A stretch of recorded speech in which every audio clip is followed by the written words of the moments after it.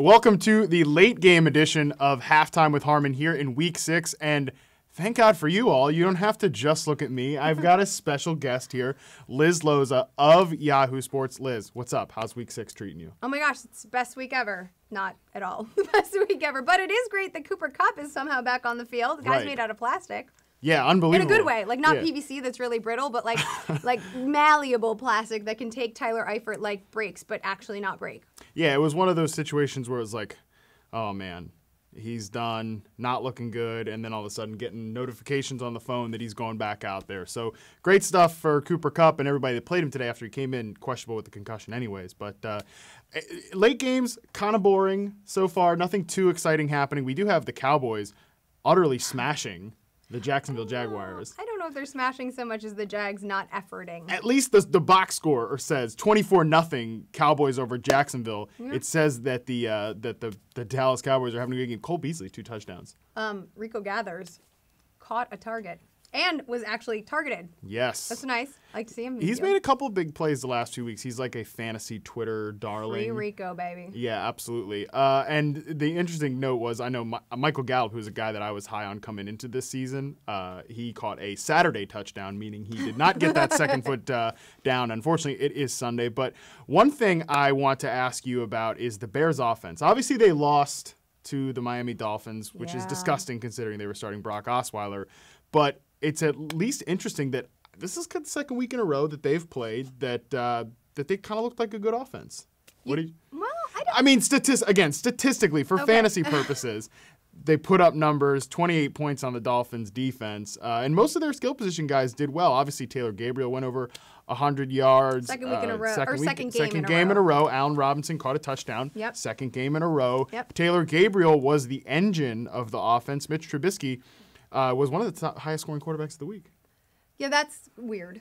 But what I think is interesting about the Bears, you're talking about Taylor Gabriel. To me, his efficiency is what's been so spot on. He caught 7 of 7 in week 4, 5 of 5 this week, both for over 100 yards. Was targeted 10 times in week 3. He's the Bears' number 2 receiver, and this is a guy who's never played number 2, been the number 2 on any offense. But we know that Matt Nagy really likes those speedsters that can add some versatility, be used in gadgety ways. And I like that he's doing that. I also like that for the second game in a row, he's utilized Tariq Cohen's versatility. Because I think a key to getting this win was getting Tariq Cohen going. And a lot of people felt like that was a fluke in week 4. And even Matt Nagy, when asked about it, said, yeah, Jordan Howard is our main rusher. Yeah.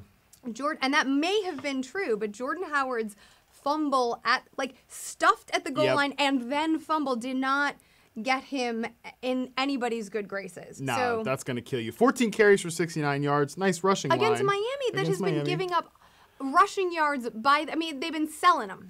That's right. At a discount. Yeah, they've been letting them out there. And Jordan Howard really didn't get in there. TJ Junkie's podcast from Periscope points out that, once again, for the second game in a row, really, Howard, the only guy kind of left out in the cold.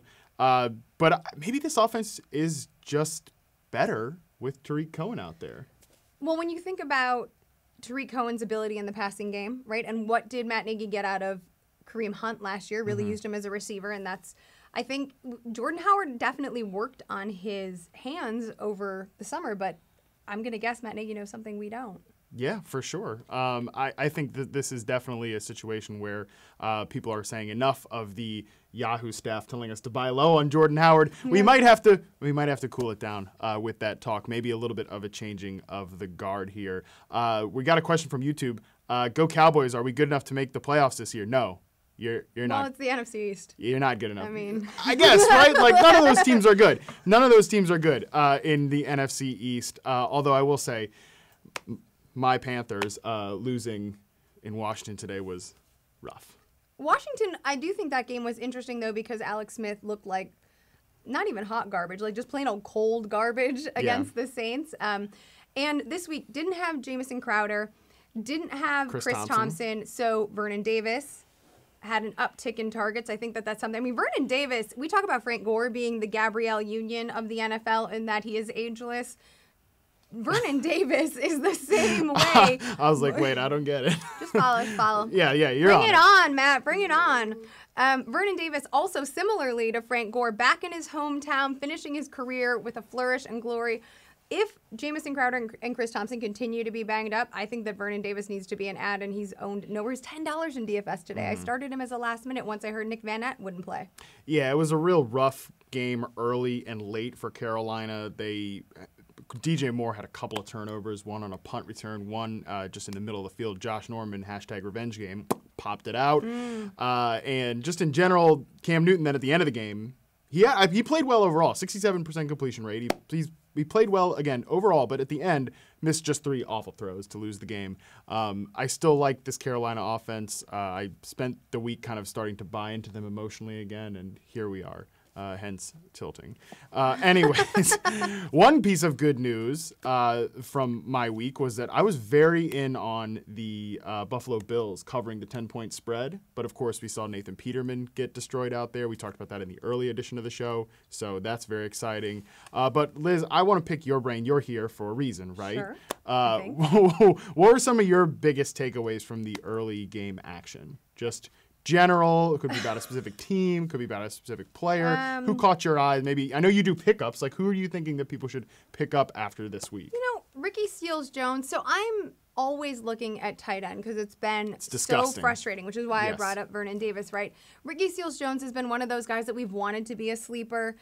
I do think that when you look at his volume and you're throwing darts anyway, like when people are like, oh, but he's so touchdown dependent, you name a tight end outside of the top 3 that isn't, right? He's had 6 targets in 4 of his last 6 games. I think his chemistry with Josh Rosen is flourishing.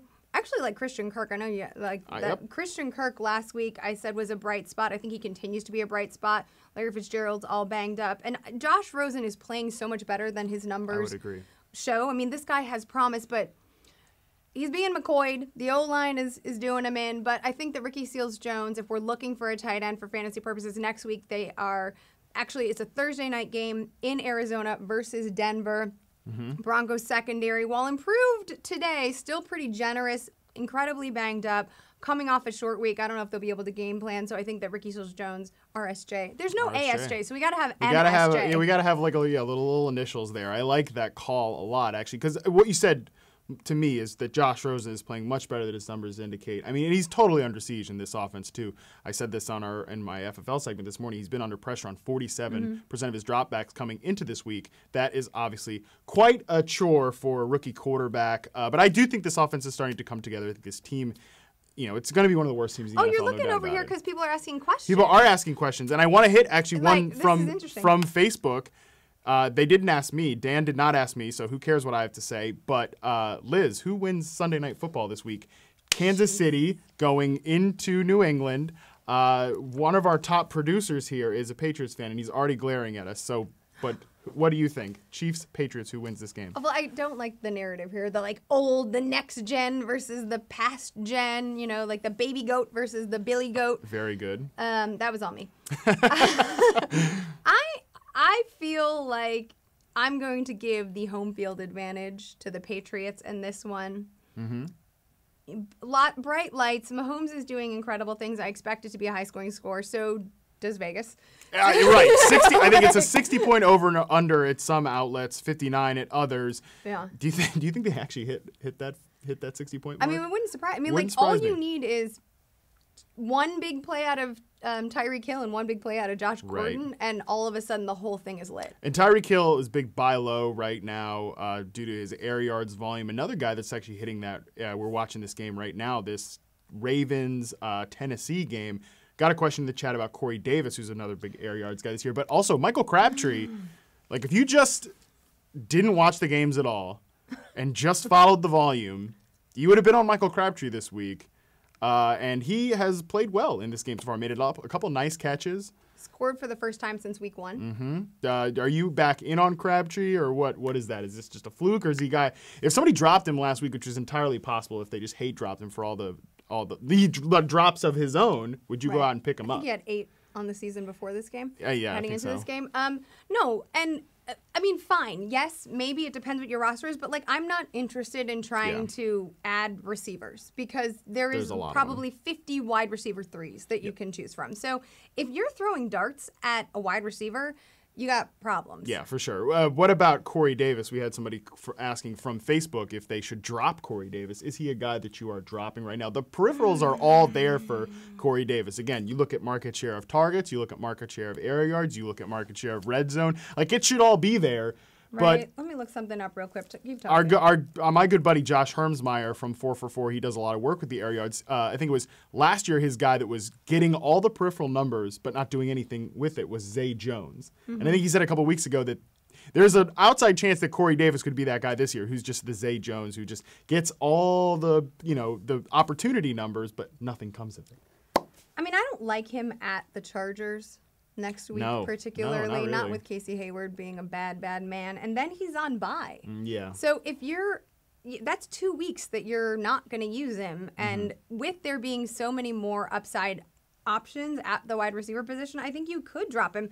I also feel like you could definitely drop Derrick Henry at this point. Oh, yeah.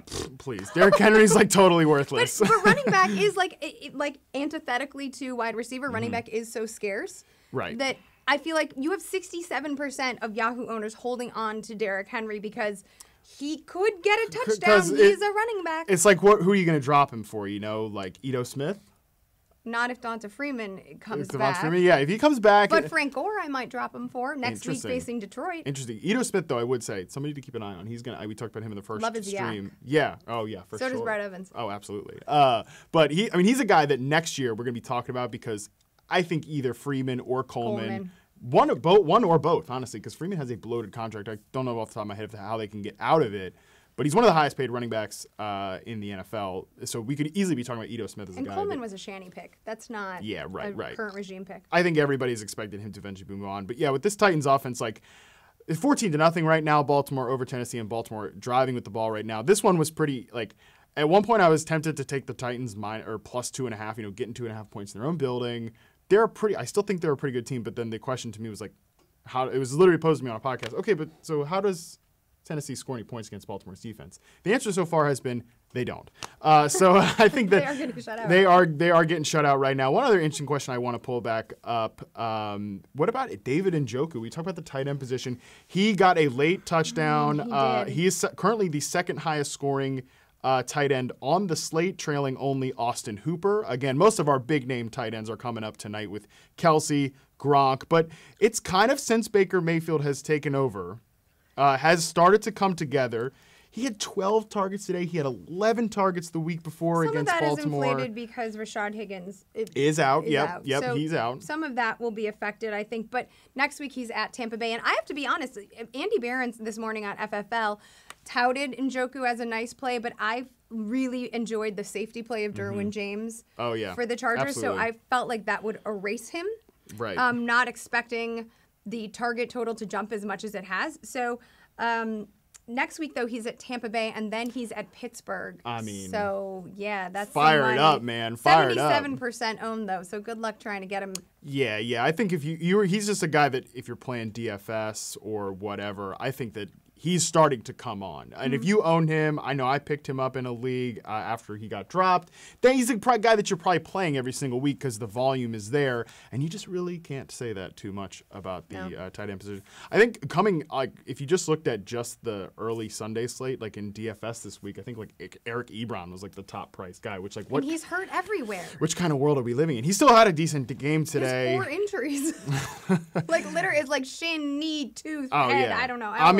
The Colts would have just been better to just list who's actually healthy on their injury report this week. Do you know what was interesting though? Robert Turbin, who the team, I don't want to say the team because obviously there's a new coaching staff, but has generally really liked using at the goal line. He got knocked out.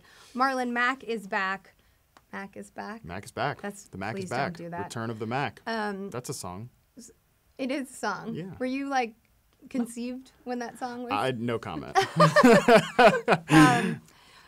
So I was gonna make a point about the Colts backfield, but now I'm trying to think of '90s hip hop songs, and it's all jumbled. Well, let me ask you this question since somebody asked it of us. What are your thoughts on Marshawn Lynch this year? And let's talk about the Raiders as a whole. They were down 27-0. They kick a field goal. Pretty disgusting look for the Oakland Raiders there. Yeah, Amari Cooper. He got hurt. I mean, he was out for but most he's of this also game. on the trade block. And when I saw the report that Amari Cooper was on the trade block, I was like, oh, it's going to be an Amari Cooper game. They're going to feature the heck out of, and then McDougal put a very quick night. That was the end of that. To that. Marshawn Lynch, though, I mean, I think he scored in every single game. Did he score again today? I don't think so. Oh, he didn't score today. Okay, well, he scored today. Well, he scored in every. That's still pretty good. Like, if he scores 10 touchdowns on the season, are we going to be upset? It's like the Oakland is filled with the most streakiest players at every position. You can't say that Marshawn's been streaky, though. But not for any fault of his own, just by the sake of game script. There was, I think the game coming into this one, he had a pretty slow outing before. So he hasn't scored for a couple weeks in a row. But he had 130 yards in week 4. So the past 2 weeks have been. And again, it's because they've started to fall way behind in these games. And whatever you think of Marshawn as a player and a runner, and frankly, I think he still has it. I think he's still very good. The fact that they will only use him on early downs, they do seem to like Jalen Richard. And and that was if without Cooper, Jalen Richard saw a lot more targets. They are heading into a bye, so assumedly, I mean, we don't know what's going to happen to Cooper. I don't think anyone's going to try to buy on him right now. Unlikely. But heading into a bye, Marshawn Lynch, given his age, nice resting. I think Jalen Richard comes out of it well too. Jalen Richard is the one that I might try to stash. That's a good point. He's like the super poor man's Chris Thompson, I guess, in a way. He's like broke. Yeah, man. Super broke. But hopefully, speaking of things that are broke, hopefully we see the AFC South offenses of the Titans and the Jaguars. I mean, Jaguars, come on. What are you doing? 24-0 against the Dallas Cowboys? Give me a break.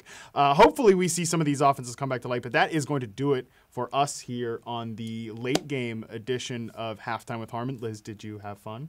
I had a great time. I wanted to keep going, but thank you for letting me halftime it with you. Oh, this is a blast. We always appreciate everybody tuning in. Remember, you can get the show on about a bajillion different ways, but you can follow us on Twitter at Yahoo Fantasy. You can like us on Facebook, Yahoo Sports Fantasy. You can subscribe to the Yahoo Sports YouTube page where Liz has her Mostly Football show is up there. Sure. Our Fearless Forecasts are being published up there. Trust me, these are things I've been made aware of.